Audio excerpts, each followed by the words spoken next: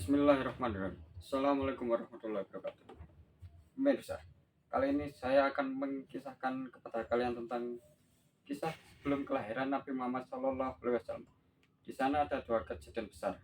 Yang pertama adalah ditemukannya kembalinya air Zam-Zam oleh Abdul Muthalib. Kedua, invasi Raja Abraha ke Makkah untuk menghancurkan Ka'bah menggunakan pasukan gajah. Kita mulai saja cerita pertama. Dikisahkan setelah kabilah Jurhum menodai kesucian kota Mekah dengan banyak kezaliman, sekutu kabilah Kinanah dan Husanah menyerang dan mengusir mereka dari tanah itu. Sepulang dari negeri asalnya, Yaman Jurhum, dan menimbun air Zam-Zam agar jejaknya tidak diketahui oleh siapapun. Bertahun-tahun sejak penimbunan itu, sumur Zam-Zam tidak tampak lagi. Jejaknya betul-betul tidak ada, rata, tidak ada, dan gak ada yang tahu. Abdul Muthalib merupakan tokoh utama dalam penemuan kembali air ini. Sebab dialah orang yang mendapat ilham tentang posisi sumur itu, dan ia yang menggalinya bersama anak satu-satunya, yaitu Haris. Kakek Rasulullah ini dan status sosialnya di Mekah dengan begitu bisa diketahui alasan Allah Subhanahu wa taala memilihnya sebagai penemu Zam-Zam setelah sekian lama hilang. Semasa hidupnya, Abdul Muthalib merupakan sosok yang sangat dihormati masyarakat. Nama aslinya adalah Syaibatul Hamd. Kata Syaibah berarti uban. Saat baru lahir tumbuh rambut putih di kepalanya sehingga dia dinamai seperti itu. Nama Abdul Muthalib sendiri merupakan panggilan dari masyarakat yang kemudian lebih populer karena mulanya dikira dia adalah budak dari Muthalib, sang paman.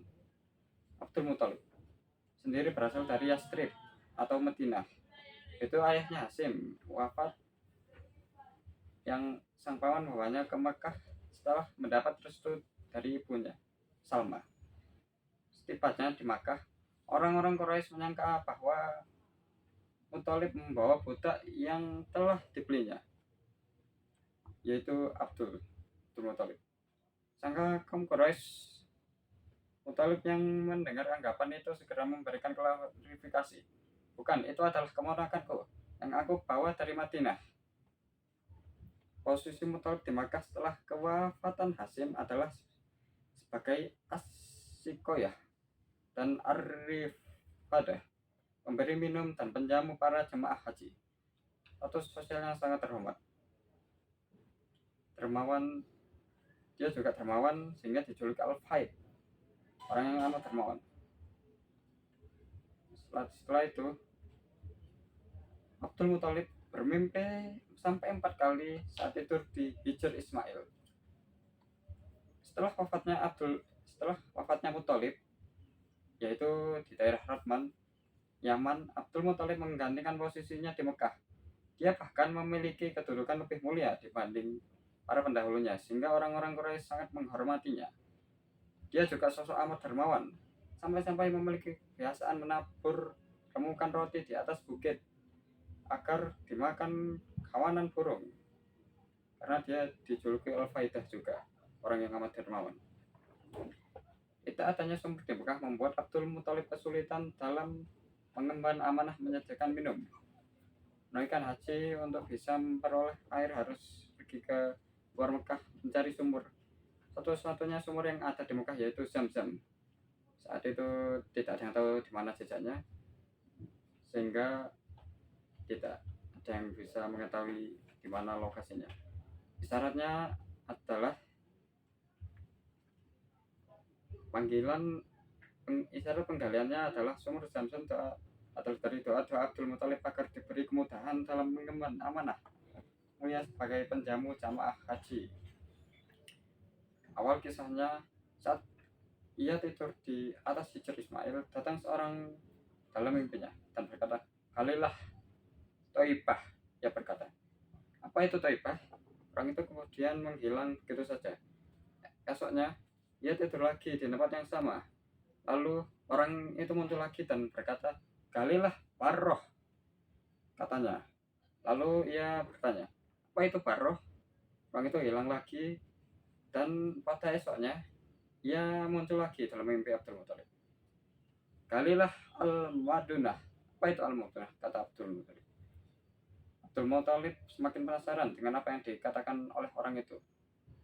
Sampai pada malam keempat, dia itu kembali dan berkata, galilah Zamzam. Abdul Muthalib bertanya lagi, apa itu Zamzam? Zamzam adalah air yang tidak pernah habis, melimpah ruah, dan akan menjadi air minum bagi para jemaah haji yang agung itu. Posisinya berada di antara kotoran dan darah, di sekitar gagak bersayap putih, berterbangan dan dekat sarang semut, jawabnya. Esokan harinya Abdul Muthalib segera menuju ke tempat yang ia pahami lewat isyarat mimpi itu, dengan membawa cangkul, ditemani oleh putranya, Haris. Ia pergi ke tempat yang ternyata persis berada di antara dua berhala, yaitu Ishak dan Nailah. Tempat itu biasa digunakan oleh orang-orang Quraisy untuk menyembelih hewan kurban.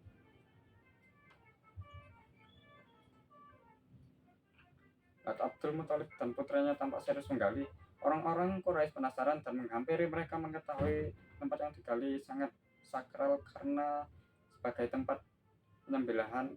Orang-orang Quraisy mencoba menghentikannya. Abdul Muthalib tidak menggubris respon mereka. Mereka tetap menggali. Sementara Haris jaga jaga barangkali orang Quraisy akan melakukan tindakan keras untuk mencegahnya. Tidak lama setelah penggalian, Abdul Muthalib melihat sumur Zamzam yang dikagumkan dengan harta karun yang dulu dikubur kabilah Jurhum, berupa dua patung rusa emas, pedang dari kol'ah, dan besi. Singkat kisah, sesaat itu Abdul Muthalib tidak lagi kesulitan untuk menjamu jamaah haji yang datang dari berbagai penjuru negeri, bahkan karena air Zamzam memiliki nilai komersial yang sangat tinggi. Ia bisa menjualnya dan dibelikan kismis sebagai suguhan tambahan. Kadang juga membeli susu dan madu untuk dicampurkan dengan kesegaran air suci itu. Ya, mungkin itu saja salah satu kisah sebelum kelahiran Nabi Muhammad. Mungkin mohon maaf jika ada kekurangannya. Assalamualaikum warahmatullahi wabarakatuh.